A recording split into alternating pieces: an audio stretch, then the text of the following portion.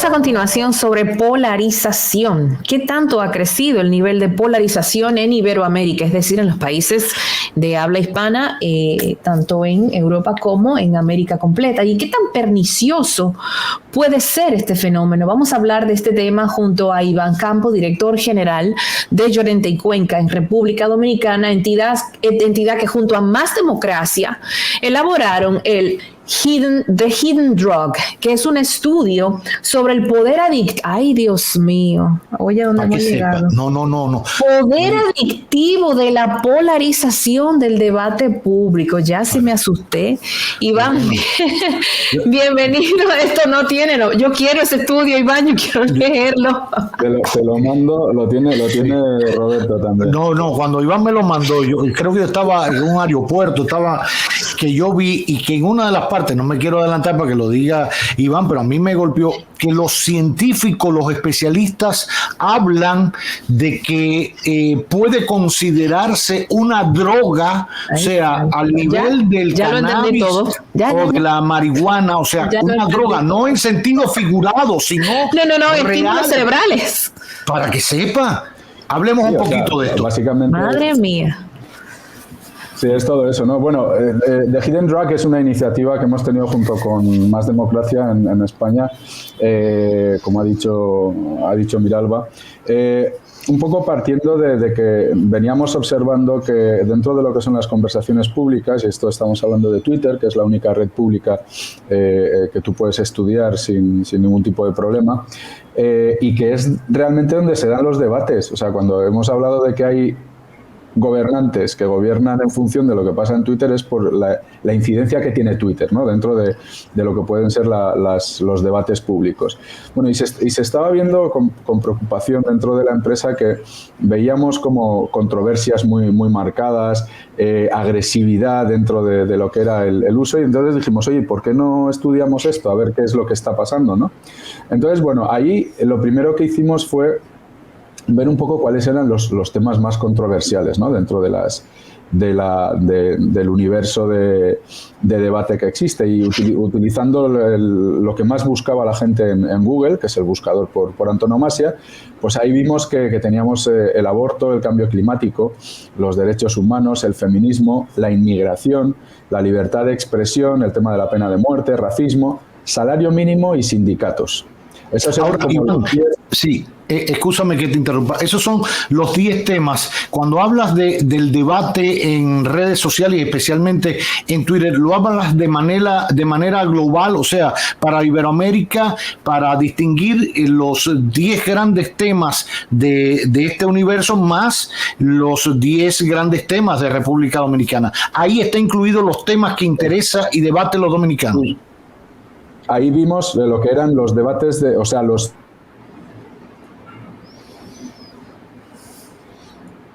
temas. Bueno, se nos fue Iván. Ahí va. Okay, Estados Unidos, que también lo hemos medido para ver un poco la diferencia. España, México, Panamá, Portugal, República Dominicana.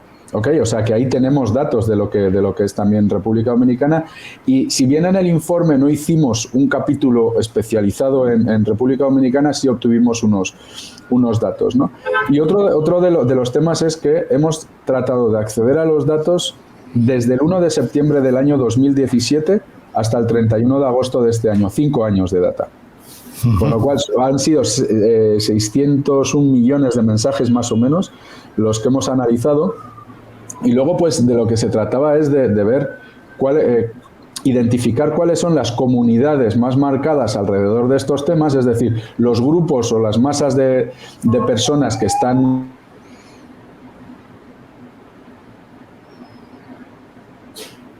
participando en las conversaciones sobre estos temas. Cuando tú veías los niveles de desconexión, que además en el medio, por decirlo de alguna forma, de estas comunidades, tú no veías niveles de interacción entre ellos mediante un sistema de grafos, utilizando algoritmos y tal, tú ahí podías determinar el nivel de polarización que existe, que la polarización no es otra cosa que los niveles de diferenciación o de posicionamiento opuesto que existen alrededor de un tema. Y ahí pues nos vamos a los debates de los progresistas y los conservadores, ¿no?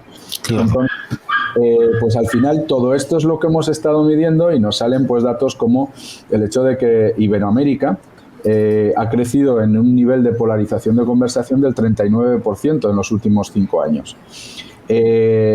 Luego, o sea, para que la gente entienda un poquito, Iván, también, cuando hablamos de polarización en el debate y en la discusión, así como Iván decía, bueno, los conservadores y del otro lado los progresistas, etcétera, pero había un nivel de debate y aun cuando estaban uno en cada una de sus posiciones, bueno, incluso se ha dado casos que para acceder al poder, muchas de estas posiciones ceden, matizan sus discursos, etcétera. Esa realidad que hemos vivido hasta ahora, incluso en la política y en el hacer política, ¿qué es la diferencia de esta polarización en estos 10 temas esenciales que ustedes han descubierto que han polarizado la sociedad en diferentes países de América Latina? El polarizarlos de esa manera es radicalizarlos, no ceden ante nada, no se comunican, se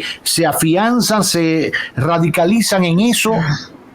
Sí, o sea, al final lo que estamos viendo dentro de ese posicionamiento que tienen los temas en función de las comunidades es muy, muy claro en el sentido de que, o sea, lo que nos hemos dado cuenta es de que vivimos en una sociedad cada vez más adicta al conflicto.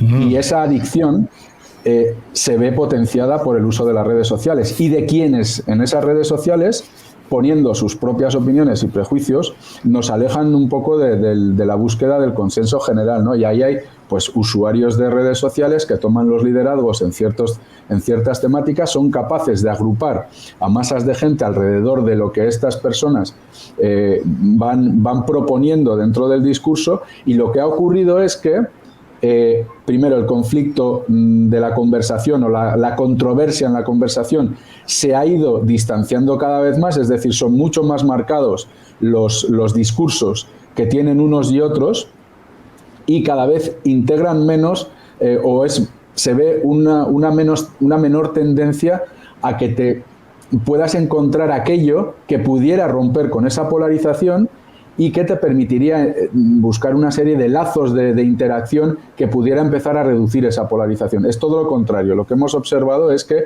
la polarización ha crecido, lo decía, un 39% en los últimos 5 años en la conversación en Iberoamérica. Y luego hay otra cosa. O sea, tú por un lado ves eso, pero luego quisimos irnos más allá. Bueno, ¿y qué es lo que está ocurriendo con esta polarización? ¿Por qué hablamos de adicción? Pues porque el uso de las redes sociales en la práctica de esta polarización está generando una serie está creando una serie de efectos. Por ejemplo, efectos físicos. O sea, cuando tú estás metido en una controversia, en una red social, hay una generación de dopamina, secreción de endorfinas, activación incluso de receptores opioides. Y esto lo hicimos estudiando con neurocientistas lo que era este comportamiento, ¿no? Pero efectos personales, igual aquí hay gente que se puede sentir identificada o no, ¿no? Pero, por ejemplo, cuando tú estás participando dentro de esa conversación y tú te sientes respaldado, te crea una especie de sensación de confort y de bienestar. Es decir, te quedas muy bien después de haber estado dialogando en esa conversación y sintiéndote como que tú estás imponiendo una de tus pensamientos o de tus ideas, ¿no? Pero luego también genera distorsión del pensamiento. Incluso te lleva a tomar malas decisiones dependiendo de cómo tú estés conversando dentro de esto. Impulsividad, dependencia, abstinencia, ansiedad. Es decir, como que necesitas estar dentro de esa conversación a través del uso de las redes sociales. Si no estoy en este momento conversando, me siento mal. Y luego alteración del comportamiento. Y luego, ya cuando todo esto tú lo sumas o lo ves desde un punto de vista más social, estamos asistiendo a situaciones de pérdida de confianza en la democracia, fragmentación de la sociedad, que yo creo que eso lo estamos identificando cada vez más, un sentimiento de hostilidad que sigue creciendo, y luego el enaltecimiento de ciertas emociones colectivas. Entonces, Sí. bueno, esto es lo que ves que hay efectos dentro de las personas donde empiezan a ver que el uso de las redes sociales se puede convertir en una adicción por la posibilidad que tienen de estar participando en ciertas conversaciones, y cuando entras dentro de ese mundo, en esos temas, y tu discurso o tu idea es la de yo quiero dejar sentado qué es lo que hay y me veo además integrado dentro de un grupo que está pensando como yo, y esto a mí me da como un refuerzo de mis convicciones, entonces se empiezan a generar ahí situaciones pues un poco complicadas, incluso que pueden tener incidencia dentro de lo que son los sistemas de salud, ¿no? Porque todo esto te lleva, y creo que hay algo que después de la pandemia lo hemos notado mucho, se habla mucho de los temas de ponerle atención a la salud mental. Sí. Entonces, algunas de estas cosas que hemos hablado, impulsividad, dependencia, abstinencia, son temas que también influyen dentro de lo que es una condición de salud que tiene una persona, ¿no? Y te puede llevar a sufrir de otro tipo de situaciones de salud que, bueno, pues que las tengas que tratar, ¿no? Pero lo cierto es que COVID sí es cierto que incrementó, y el dato que tenemos es de que ha sido un 8% anual el nivel de adicción dentro de esta polarización a través de las conversaciones sociales, ¿no? Entonces, bueno, son datos. Nuestra idea con este trabajo que hemos hecho con Más Democracia, pues es sensibilizar un poco sobre este asunto, ¿no? Es decir, oigan, señores, miren cómo estamos comportando.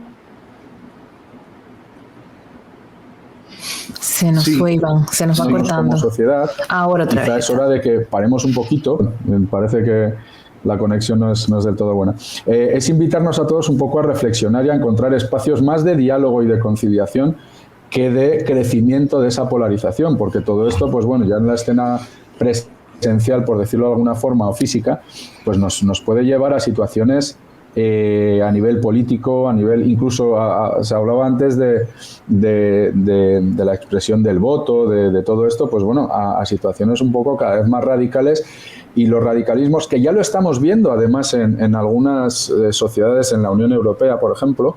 En Estados Unidos lo hemos vivido también, aunque mira, un dato interesante de Estados Unidos, por ejemplo, en el tema del racismo, que es uno de los temas que en República Dominicana en los últimos 5 años ha generado mayor nivel de controversia junto con el aborto y el feminismo. El aborto es el primer tema de polarización que hay en República, o ha habido en República Dominicana.